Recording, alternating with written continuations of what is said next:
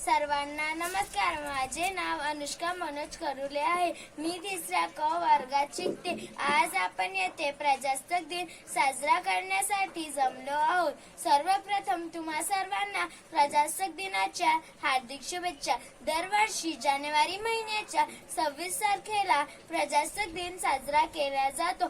26 जानेवारी 1950 रोजी आपल्या देशात संविधान लागू झाले. हा दिवस आपल्याला देशातील शूरवीरांची आठवण करून देतो. या दिवशी राष्ट्रपती भवनाजवळील राजपथावर होणारी वार्षिक परेड हे आकर्षणाचे केंद्र असते. या दिवशी राष्ट्रपतींच्या हस्ते पुरस्कार प्रदान केले जातात. भारत हा विविधतेत एकता असलेला सर्वात मोठा लोकशाही देश आहे.